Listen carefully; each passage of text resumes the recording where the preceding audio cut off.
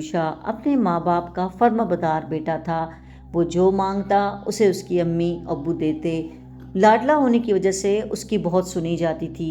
उनका घर एक बहुत बड़े रकबे पे फैला हुआ था।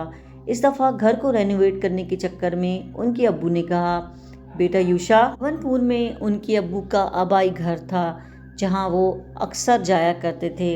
इस दफ़ा इन्होंने डिसाइड किया कि हम लोग घर रेनोवेशन होने तक भवनपुर में रहेंगे। यूशा बहुत खुश था। वहाँ उसके बचपन के दोस्त भी थे और वो सोचता था कि इस दफ़ा मैं अपने दोस्त के साथ मिलूँ के खूब इंजॉय करूँगा। तो यही सोचते हुए ये सब तैयारी पकड़ते हैं और सुबह के टाइम निकल जाते हैं सफ़र पे। भवनपुर वहाँ से काफ़ी दूर था। इनको चलते हुए, इनको सफ़र करते हुए काफ़ी टाइम गुजर जाता है। दोपहर का वक्त था। ये लोग किसी रेस्टोरेंट में रुके, खाना खाया। वहाँ खाना खाने के बाद ये लोग दोबारा से गाड़ी में बैठे और रवाना हो गए। शाम तक ये लोग भवनपुर पहुँच गए। भवनपुर पहुँचने के बाद इनके दादा दादी ने इनका बहुत अच्छी तरह से स्वागत किया। इनको खाने की चीज़ें दी, इनको घर में बुलाया। कमरा जो दिया इनको, वो बहुत खूबसूरत कमरा दिया था। चूँकि वो गांव के सादे लोग थे तो वो अपने हिसाब से जितनी इज्जत कर सकते थे उन्होंने की। यूशा बहुत खुश था। उसके घर के दादी के घर के पास ही उनके दोस्त का घर था। वो सोच रहा था कि मैं जल्दी जल्दी कुछ खा लूँ, फिर उसके बाद मैं रवाना होऊंगा अपने दोस्त से मिलने। तो उसकी दादी ने कहा, बेटा, मैं यहाँ मगरिब के बाद कोई नहीं जाता, क्योंकि मगरिब के बाद यहाँ पे सारे गांव वाले सो जाते हैं। अच्छा होगा बेटा तुम सुबह चले जाना। यूशा ये कुछ सोचता है, फिर चुप हो जाता है। उसके अब्बू कहते हैं, बेटा यूशा, दादी जो कह रही हैं वो सुनो। खैर, यूशा अपनी दादी की बात सुनता है और अपना खेल में लग जाता है। यहाँ मोबाइल के नेटवर्क की वजह से कम होने की वजह से वो कुछ डिस्टर्ब हो जाता है, क्योंकि अक्सर औकात वो गेम खेलता था। खैर, उसने सोचा कि इस दफ़ा मैं अपने दोस्तों के साथ टाइम स्पेंड करूँगा। फिर वही हुआ। सुबह होते ही साथ यूशा मॉर्निंग वॉक पे निकल गया। उसकी आदत थी वो सुबह अपने मॉर्निंग वॉक करता था। इस तरह वॉक करते करते वो अपने घर से, दादी के घर से, जो जहाँ वो दादी रहती थी, उस घर तक काफ़ी दूर निकल गया। तो वो देखता है कि एक घर है जो कि बंद पड़ा हुआ है। वो उस घर की तरफ देखता है और उस थोड़ा सा एक्साइटेड होता है कि मैं पता करूं ये घर कौन सा घर है। आज से पहले तो मेरे इस घर पे नज़र नहीं पड़ी, शायद कभी हो और मैंने नहीं देखा हो। वो क्या करता है कि वो उस घर का दरवाज़ा खोलता है, अंदर जाता है। उसे दूर दूर तक कुछ भी नज़र नहीं आता। वो ये सोचता है कि शायद ये घर काफ़ी टाइम से बंद पड़ा है। खैर, वो एक चक्कर काटता है और लॉन में चला जाता है। वहाँ एक बड़ा सा आम का दरख्त होता है। आम के दरख्त को देख के वो बहुत खुश होता है। फिर सोचता है, आज मैं अपने दोस्त के साथ, मोहन के साथ आऊँगा और उसे बोलूँगा कि आम तोड़ते हैं। यही सोच के वो वापस वहाँ से उड़ता है, गेट खोलता है और चला जाता है। घर जाने के बाद वो सबसे पहले अपनी दादी को खाना मांगता है, नाश्ता मांगता है। उसकी दादी उसको नाश्ता देती है। नाश्ता करने के बाद वो अपने दोस्त मोहन के घर की तरफ रवाना हो जाता है। मोहन के दरवाज़ा खटखटाता है। मोहन दरवाज़ा खोलता है। जब वो अपने दोस्त यूशा को देखता है तो एक्साइटेड हो जाता है और फ़ौरन गले लग जाता है। इतनी खुशी कि वो काफ़ी टाइम बाद यूशा को देखता है और बोलता है, अबे यार, तू तो जवान हो गया और इतना बड़ा हो गया। तो वो दोस्त कहता है, तू भी तो बिल्कुल बदल गया है, जैसे पहले था वैसे तो अब तो नहीं है, अब तो बहुत डोले शोले भी तेरे निकल आए हैं। खैर, इसी तरह की बातें करते हुए ये दोनों दोस्त आगे निकल जाते हैं वॉक पे। ये यूशा उसको कहता है, यार वहाँ पे एक घर मैंने देखा, चलो वहाँ चलें, वहाँ आम का बहुत बड़ा दरख्त है। तुम्हें पता है हम लोग बचपन में भी जाते थे तो हम लोग अक्सर आम तोड़ा करते थे, बेर तोड़ा करते थे। यूशा उसे कहता है, वो घर? यार वो घर तो हॉन्टेड है, उस घर में कौन जाता है? यूशा कहता है, यार तू आजकल के ज़ोर में भी ये बातें करता है, कोई चीज़ हॉन्टेड नहीं है, चल ना। खैर, यूशा के कहने पर मोहन रवाना हो जाता है।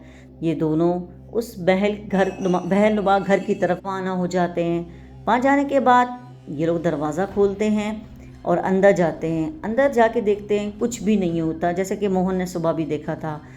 इसी तरह से ये लोग कुछ टाइम आम के दरख्त से आम तोड़ते हैं और एंजॉय करते हैं, एक दूसरे पे मारते हैं और इधर उधर देखते हैं कि कोई और चीज़ हो तो हमें मिल जाए। खैर, यूशा बहुत एक्साइटेड था, जबकि मोहन थोड़ा डरा हुआ था, क्योंकि वो इस घर से जुड़ी कहानियों को अच्छी तरह जानता था कि यहाँ एक औरत दिखाई देती है जिसका ड्रेस येलो है और वो अक्सर यहाँ से अंदर आती और जाती नज़र आती है। ये बात उसने यूशा को भी की थी। यूशा उसकी बात पे यकीन नहीं करता। खैर, टाइम गुजर जाता है, ये लोग वापस घर आ जाते हैं और ये बात फिर जब यूशा घर आने के बाद किसी को नहीं बताता। आपस में खाने पीने घूमने फिरने में यूशा भूल जाता है कि वो अपने अब्बू से ये बात कर सके। इसी तरह मगरिब का टाइम होता है, यूशा घर से बाहर निकलता है। बाहर निकलने के बाद उसके जहन में एक बात आती है, क्यों ना चक्कर लगाया जाए और देखा जाए कि वो घर या जिससे जुड़ी ये कहानियाँ सच्ची हैं कि झूठी। खैर, वो आहिस्ता आहिस्ता कदमों से चलता हुआ उस घर की तरफ रवाना हो जाता है। उस घर की तरफ दरवाजे की तरफ जाता है तो देखता है कि वो दरवाज़ा खुला हुआ था। वो ये सोचता है कि शायद मोहन ने खोल रखा है। वो अंदर जाता है। अंदर जाते साथ वो हैरान हो जाता है, क्योंकि वहाँ पे एक लड़की बैठी हुई गुनगुना रही होती है और उसका बैक साइड होता है। वो उसको देखता है और कहता है, कौन हो तुम और यहाँ क्या कर रही हो? वो लड़की उसको कोई जवाब नहीं देती। यूशा परेशान हो जाता है और वापस जाने ही वाला होता है कि एकदम से वो लड़की मुड़ जाती है। वो लड़की एक बहुत ही खूबसूरत लड़की होती है। उसके लंबे लंबे बाल, उसकी खूबसूरत आंखें देख के यूशा दंग रह जाता है। यूशा उसको देख के बोलता है, कौन हो तुम? मैं तो सुबह भी आया, मैंने तो तुम्हें नहीं देखा। वो कहती है, मैं इस घर में काफ़ी टाइम से रहती हूँ। सुबह के टाइम मैं काम करने चली जाती हूँ। गांव के लोग मुझे पसंद नहीं करते, इसलिए मैं यहाँ पे बंद हूँ। तो वो कहता है, कोई बात नहीं, गांव के लोग तो गांव के जैसे सच्ची सोच वाले लोग होते हैं, सादा लोग होते हैं। मैं आ गया, तुम मुझसे बात किया करो। इसी तरह वो येलो ड्रेस वाली उससे बात करती है और उससे काफ़ी टाइम तक दोनों गप लगाते हैं। शाम का टाइम होने लगता है। उसको यूशा कहता है, मैं चलता हूँ, मैं फिर बाद में आऊँगा। वो कहती है, मेरा दिल करता है कि तुम मेरे साथ सारी रात बात करो। यूशा कहता है, मैं दादी के घर आया हूँ, अगर दादी को पता चल जाए या किसी को भी पता चल जाए वो बहुत खफा होंगे। वो उसे कहती है, चलो ठीक है, अगर तुम कहो तो मैं तुम्हारे पास आ जाती हूँ। तुम्हारे घर? वो कहती है, मेरे घर तुम कैसे आ सकते हो? मेरा घर तो यहाँ से दूर है और तुमने देखा भी नहीं। वो कहती है, तुम इसकी परवाह मत करो। इस तरह कहने के बाद वो चुप हो जाती है। यूशा वहाँ से उसे खुदाफिज करके निकल जाता है। घर आके यूशा बहुत खुश होता है। उसका ख्याल उस लड़की की तरफ होता है। वो उसी के ख्यालों में खोया होता है कि वो बिस्तर पे जाके लेट जाता है। इतने में रात के 1 बजते हैं और खिड़की उसकी ज़ोर से खुल जाती है, जैसे हवा से खुलती है। वो खिड़की की तरफ देखता है तो वहाँ कुछ भी नहीं होता और पर्दा जो हवा से लहरा रहा होता है वो उठता है और खिड़की को बंद करने के लिए जैसे ही बढ़ता है तो सामने उसे वही लड़की नज़र आती है। वो उस लड़की को देख के बोलता है, तुम यहाँ कैसे आई? तो वो बाहर खड़ी होती है। वो उसे कहती है, अंदर आने को नहीं कहोगे क्या? वो कहता है, हाँ हाँ, क्यों नहीं। वो उसको खिड़की के रास्ते ऊपर बुला लेता है। खिड़की बड़ी थी और उसके अंदर कुछ ऐसा भी नहीं था जो सलाखें हो, कुछ भी नहीं था। वो लड़की अंदर आ जाती है। वो उसको अंदर बिठाता है। पूरी रात ये लोग बातें करते हैं और फिर सुबह होने से पहले पहले वो लड़की इजाज़त लेके वापस चली जाती है। इस तरह से काफ़ी दिन तक ये चलता रहता है। एक दिन मोहन के पास ये यूशा जाता है और उसे बोलता है कि यार ऐसी ऐसी बात है। वो सारी बात बता देता है। मोहन उसको देख के डर जाता है, कहता है, तुम्हारा दिमाग ख़राब है, वहाँ तो कोई नहीं रहता, लगता है तुमसे कोई गलत खेल खेल रहा है। वो कहता है, नहीं यार, ऐसी बात नहीं है, तुम गलत सोच रहे हो। वो लड़की बहुत स्वीट है और मुझसे बहुत प्यार करती है और मैं भी उससे बहुत प्यार करता हूँ। मोहन डर जाता है लेकिन कुछ कहता नहीं है, वहाँ से चला जाता है। यूशा अपनी ज़िंदगी में बहुत खुश होता है। उसके पास दुनिया की हर चीज़ होती है। अब वो चाहता है कि मैं कामयाब हो जाऊँ और इस लड़की से शादी कर लूँ, लेकिन कुछ ऐसा हो जाता है कि यूशा की ज़िंदगी पलट जाती है। यूशा शाम का वक्त होता है, वॉक करता हुआ जा रहा होता है। जब वो वहाँ जाता है तो देखता है कि आज दरवाज़ा बंद था। वो दरवाज़ा खोलता है, अंदर जाता है उस महल के अंदर जहाँ पे वो लड़की बैठी होती थी, मिलती थी। आज कुछ अजीब हिसाब था। वहाँ पे एक लड़का खड़ा था और इस येलो ड्रेस वाली के साथ उसकी लड़ाई हो रही थी। यूशा उसको देखता है और हैरान हो जाता है कि ये कौन है। वो लड़का इस लड़की के साथ ज़ोर ज़बरदस्ती करता है, कभी उसको मारता है, कभी उसके बाल नोचता है, कभी खींचता है। वो उसको ज़र्दो मारने की कोशिश करता है। इतने में यूशा घबरा जाता है और वो उसको बचाने के लिए जैसे ही आगे बढ़ता है तो उसको मना करता है, ए क्या कर रहे हो, रुक जाओ, क्यों मार रहे हो उसको।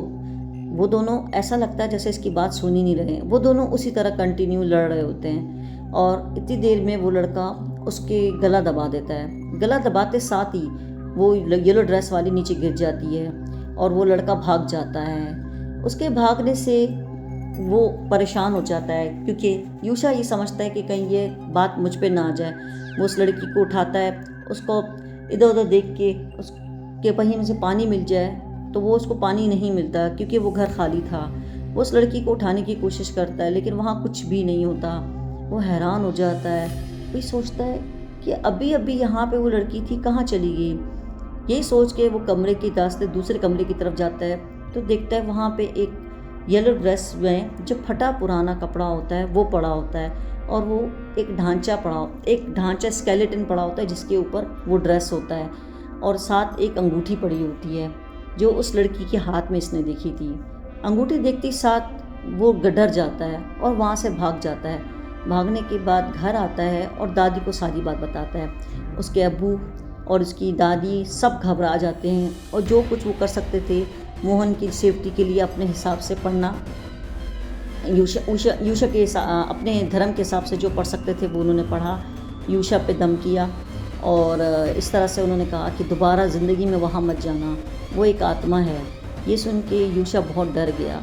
अब तो वो रात को सोते हुए भी डरता था। उसने अपने घर वालों से कहा, अम्मी मैं रात को सोना नहीं चाहता कमरे में, आप मेरे साथ सो जाया करें। इसी तरह रात के टाइम उसकी अम्मी उसके साथ लेट गई। रात का पता नहीं कौन सा पहर था कि उसी तरह खिड़की खुलती है और सामने वो लड़की खड़ी होती है। लड़की को देख के यूशा बहुत डर जाता है और खौफज़दा नज़रों से चादर के अंदर घुस जाता है। इधर उधर देखने की कोशिश करता है लेकिन कुछ नज़र नहीं आता। वो लड़की उसे कहती है, यूशा मेरी मदद करो, मेरी आत्मा भटक रही है, मुझे इस चीज़ से मुक्ति दिला दो, मेरी मदद करो। यूशा ये सुनता है लेकिन उसको देखने की हिम्मत नहीं होती। थोड़ी देर बाद यूशा चीख मारता और बेहोश हो जाता है। उसकी चीख से उसकी अम्मी उठ जाती हैं और सारी फैमिली जमा हो जाती है। उसकी दादी और दादा सब दोनों आते हैं। उसके वालिद डर जाते हैं क्योंकि वो उनका अकलौता बेटा था। वो उसके करीब जाते हैं, उसको पानी पिलाते हैं और अपने किसी जो उनका पंडित होता है उसके पास लेकर जाते हैं। पंडित देखता है और लाल रंग का धागा उसके हाथों में बांध देता है और कहता है अब कभी भी इसको वो आत्मा तंग नहीं करेगी। फिर यूशा कहता है, आखिर इस बात के पीछे कौन सा ऐसा राज है जो ये लड़की कहती है, मैं इस हद तक ज़रूर जाऊंगा, मैं आखिर पता करूंगा। और वो यही करता है। चुपके चुपके वो सारी चीज़ों की इन्वेस्टिगेशन करना शुरू कर देता है क्योंकि वो एक पढ़ा लिखा लड़का था और शहर से आया था। उसने अपने तरफ से सारी इन्वेस्टिगेशन की और जब उस घर में वापस गया और एक एक चीज़ देखने लगा तो पता चला कि वहाँ उस लड़के का कुछ सामान और जूते पड़े हुए थे। वो जूते को लेके पुलिस स्टेशन जाता है और वहाँ जाके सारी मालूमात देता है। पुलिस वाले इन्वेस्टिगेशन करते हैं तो पता चलता है आज से कुछ साल पहले यहाँ एक फैमिली थी। लड़का लड़की आपस में दोनों एक दूसरे से बहुत प्यार करते थे। एक दिन वो लड़का कहीं गायब हो गया और ये लड़की मारी गई। लोगों को पता नहीं चला और ये लाश इधर ही सड़ गई। वो लड़का इसको मारने के बाद गायब हो गया। आज ये कहानी काफ़ी सालों पुरानी हो गई। तो जब ये चीज़ भटक रही थी और ये लड़की हर एक से मदद की अपील करती, गांव वाले डर जाते, अपने घरों के दरवाजे बंद कर देते। ये रात के अंधेरे में चीखें मारती, हर एक का दरवाज़ा खटखटाती, मुझे मदद चाहिए, मेरी मदद करो। कोई उसकी मदद नहीं करता। यूशा जब ये करवाता है तो वो लड़के के इन्वेस्टिगेशन के दौरान उसके फुटप्रिंट से उसका पता लगा लेते हैं। वो लड़का शहर भाग चुका होता है। खैर, कहानी की वजह से कहानी लंबी हो गई है काफ़ी। फिर आखिर वो उस लड़के को गिरफ़्तार कर लेती है और उस पर मुकदमा हो जाता है। इसी तरह यूशा की एक मेहनत से, एक काविश से एक लड़की की जान जो कि बहुत साल पहले जा चुकी थी, उसे इंसाफ मिल जाता है। कहा जाता है कि इस वाक़े के बाद से दोबारा वो लड़की किसी को दिखाई नहीं दी। अब वो गांव वाले उस घर को एक स्कूल की सूरत में बदल दिया है और ये सब कुछ यूशा की वजह से हुआ।